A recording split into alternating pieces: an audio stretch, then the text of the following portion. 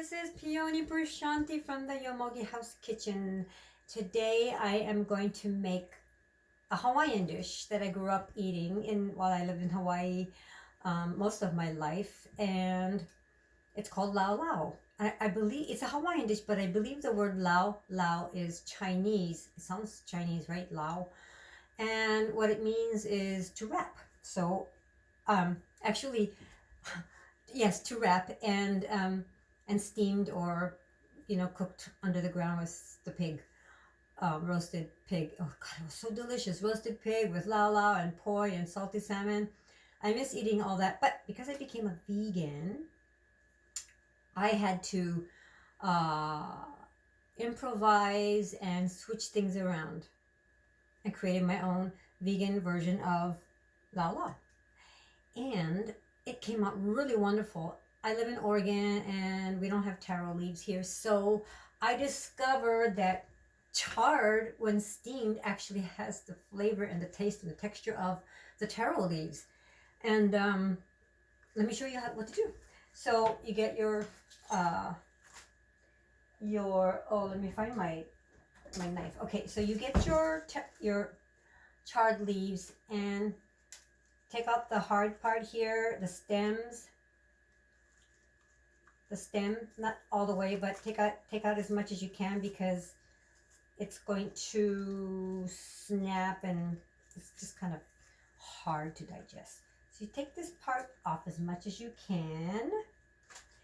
Now, ideally, what goes in the LauLau is pork with a lot of fat in it, and some salted butterfish, and the taro leaves. I think that's it. But then you have to, the taro leaves has some like oxalates in them, so if you don't cook them really good, your throat starts to itch, because all those little spiny little needles in that vegetable starts like working on your throat, and it's no fun. So it takes about like a good 6 hours, I think I remember making it, before the pressure cooker was discovered by me on the islands. I was outside steaming it for 6 hours, and that really sucks. And then the pressure cooker came out, and then you can just pressure cook it. But that's the fun part of making LauLau, is cooking it traditionally and appreciating the time that you put into it. Okay, so here's the biggest leaf I have, and I'm gonna layer it. Now, the more leaves you put on here, the more green matter you'll have, that it's just melts in your mouth. Okay, so instead of putting salted butterfish, I'm going to use miso, and that's all I'm going to put in here. Now, if you can get the white miso, it's best. It's really better, but I don't have white miso yet, so I'm going to put this light brown one in here, and I'll put that just a little bit, because miso is super salty. Per wrap, that's probably all you want to have. Okay, and then I am putting tofu in here for my protein, and I'll probably do like, let's go 4 pieces. And you don't have to cut them in little cubes like this. You can just rip it apart from the tofu block and put it in there and make it look all natural.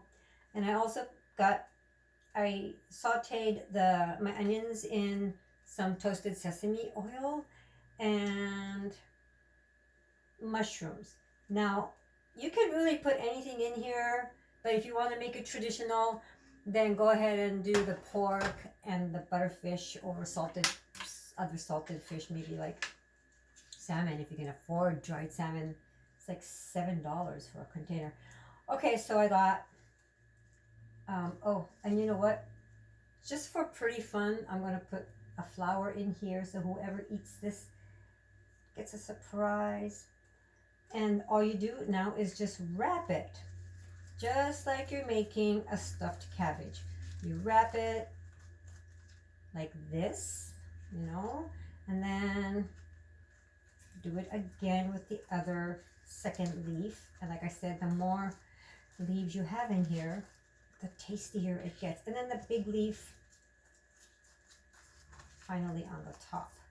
Okay, and I'm going to steam this until it's wilted.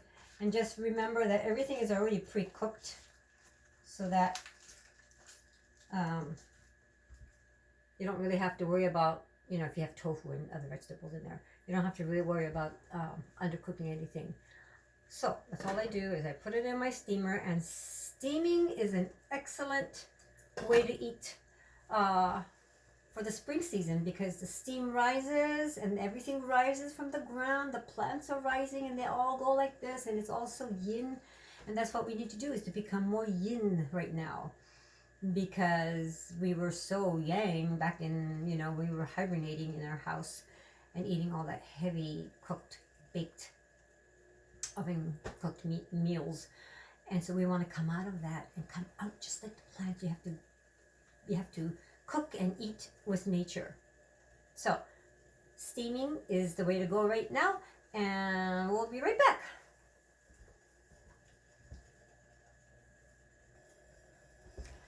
All right, it's still steaming. Let's check. Oh, a little bit longer. Now I'm going to eat that with my eggplants. An eggplant is another yin item. It is really yin because it just kind of like hangs, you know, from the plant. And let me tell you that vegetables are so wonderful because they're so medicinal. They're just not nutritious, but they're so medicinal. Like long time ago, when my mother was a child, it was really a long time ago, they didn't have money to go to the dentist, and they would use, this is traditional Japanese medicine, they would use this part of the eggplant right here, the tops, and charcoal it, get it all black in their cast iron pan, and they would put this in on their tooth when they had a toothache. It's called Dentie, D-E-N-T-I-E. You can look that up. They sell it now in a little jar, but you know, make your own, because if you make your own, it's your own medicine. So I caught her one day saving all of these. Then she told me about it, that this is actually it's a macrobiotic medicine. She didn't know it was macrobiotics. They didn't have macrobiotics when she was, you know, young. So anyway, I'm going to save all these. Okay. Now for eggplants, when my LauLau is done, I will have LauLau and eggplants. Now, we all know that eggplants is, you know, part of that Solanese family that everybody wants to avoid. Oops, because of the oxalates in it, and also in my chard. But guess what? I'm telling you, the Asians are just so smart. They discovered that, yes, it's got those things in them, but you know, you have to soak it in water. And by soaking it in water, you're going to be removing part of the blackness that comes out of eggplants. Like if you cut this in half and just left it, it kind of turns brown. Well, you soak it in water until the water, you know, turns a little brown. And then when you cook it, we're going to add miso to it, because miso counteracts that toxins in the eggplant. And then you won't have joint pains. So, oh, be right back. Oh, let me check this before I say goodbye to you for a little while. Okay, got another 5 more minutes.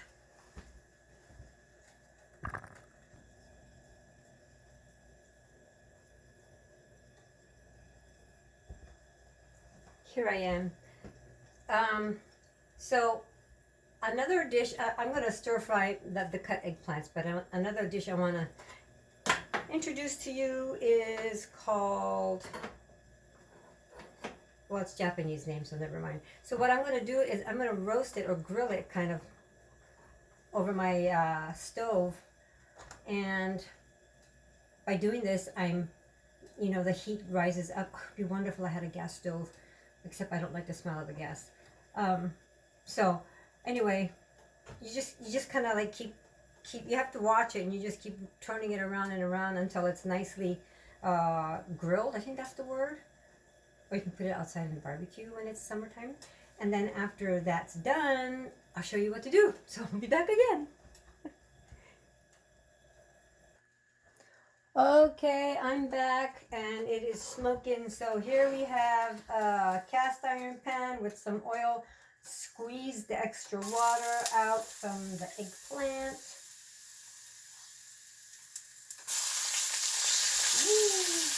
I might have put a little bit too much oil in there. Okay. And then just cook it up nice and brown on both sides. And you can't really see the dirty brown water. So, that's how that goes. And look at this eggplant. See, it's starting to cook. Turn the heat down to medium. Now, flip the eggplant around so that it's nice and brown on both sides. Just turn it back up a little bit. So remember, the eggplant will absorb whatever kind of oil you use. So if you use coconut oil, your eggplant's going to taste like coconut. I don't like coconut oil, so I use sesame oil, my favorite. And you know what? This actually tastes really good if you're not a vegan to use butter or beef. It is amazingly delicious. Okay, so while that's cooking, I will get my paste ready. And I'm using umeboshi plum vinegar. You can use any kind of vinegar, apple cider vinegar, even peony's mugwort vinegar that you can buy from my website, and not too much, just a little bit. And I shouldn't put my finger in there. I got some raw cane sugar from Japan, Amami Oshima, mailed to me. So I have something sweet in here, some miso paste. You can add ginger juice in here. My ginger is soaking. It is sitting in sand. I would have to wash that. All right, I got some dry ginger. Ideally, you want to use fresh ginger, but I wasn't prepared. So just a little bit, I'm going to put some dry ginger in here. So I have miso, vinegar, a little bit sweet, just to bring that umami out. Okay, and you don't ever want to cook the miso because, you know, it's got those live enzymes in it that will get destroyed, defeating the purpose of having miso in your gut. It's got this good bacteria in there.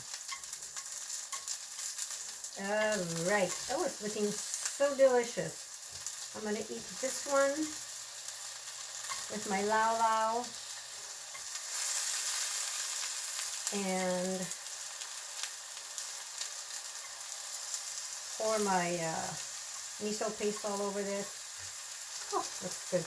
Let's check the LauLau. Oh, it looks good. Let me show you.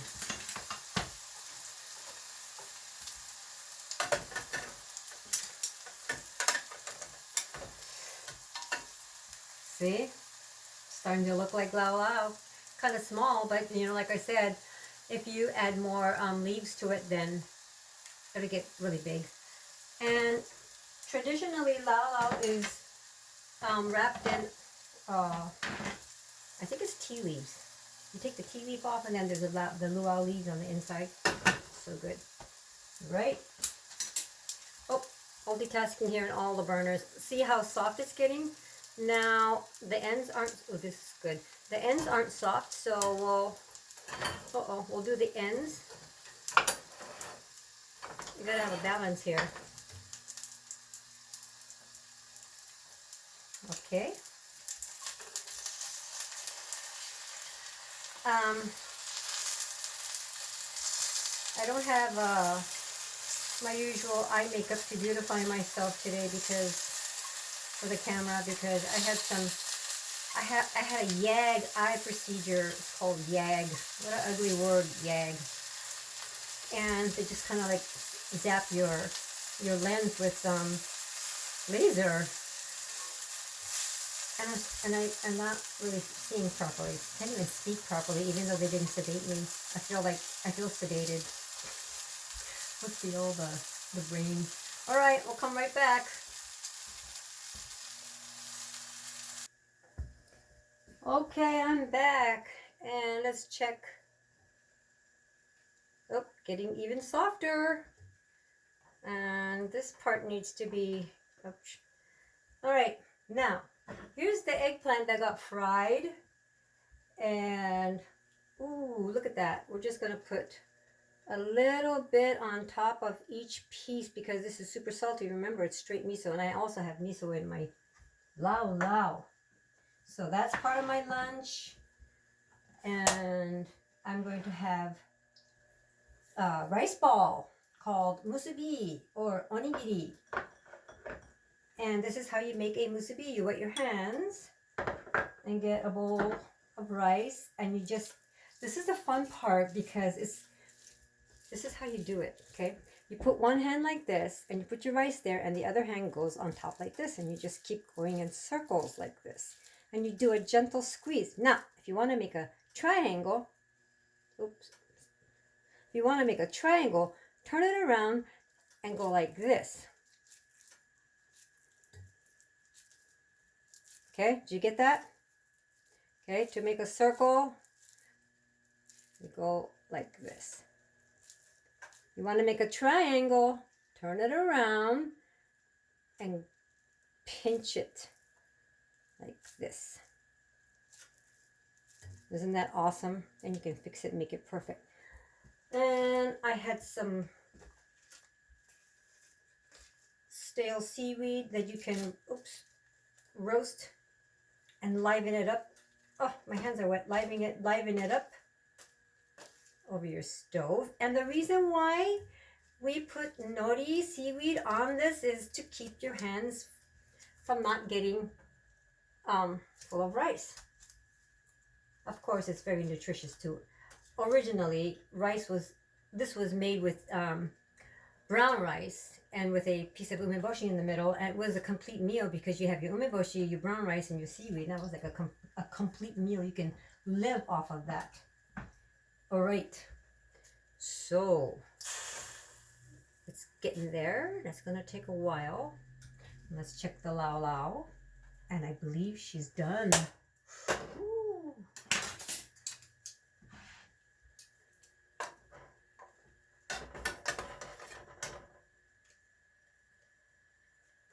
Oh my God, this looks delicious. Okay, here's my lunch. My improvised LauLau, eggplants with miso dressing, and my musubi onigiri. I'm going to open that up and see, and so you can see what it looks like on the inside. Get all this stuff out of the way.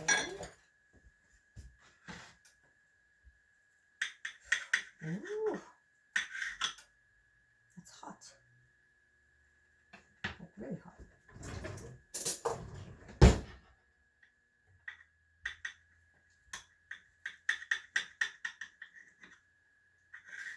One time I made about 60 of these for a party.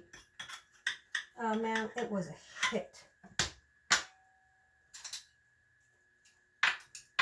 Okay.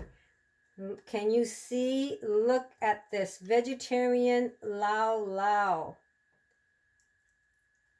Oh, it's so pretty. There's my lunch. Now, let me also tell you one thing. Of course, we don't want to throw anything away. So what does she do with the leftover, with the stems? Well, you know what I do? I chop them up like so. And this is pretty because you can get the red one and the yellow ones and the white ones, and they become so colorful. You can toss this in soup, or can put it in your stir fry. But what I like to do is put this in my fried rice. And you know, summer is coming really soon. And what is summer cooking? It is get in the kitchen and leave as quick as you can. So that means stir fry, or even better, cook outside, because it's the fire. It is the element of fire. Summer is fire with all that heat rising. So look how pretty. This is going to go in my fried rice. Well, thanks for watching, and subscribe to my YouTube channel, and hit the like button, and share this wonderful miso eggplant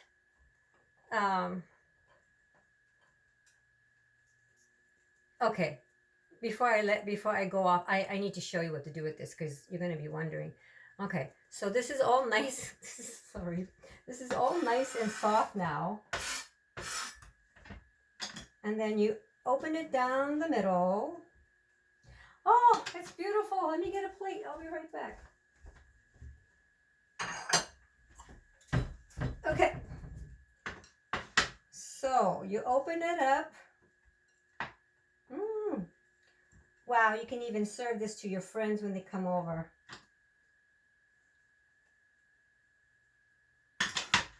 And you can leave it just like this. Get a bigger plate. And you can leave it just like this. Look at this. Or you can scrape it out from the skin, because it kind of looks like a slug. Oh. So let's cut this off. And you can scrape it off from the skin.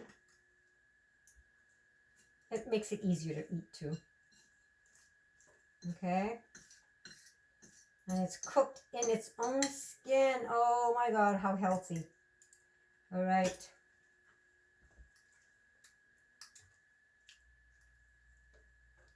Slimy gooey. And it is excellent for slimy gooey. It's really good for your stomach. And then you put some of your miso paste in the middle. And some really pretty yellow flour. There you go. Eggplant miso dengaku. That's what it's called. And you can do this with daikon radish too. All right, now, thanks for watching, and see you next time. Bye.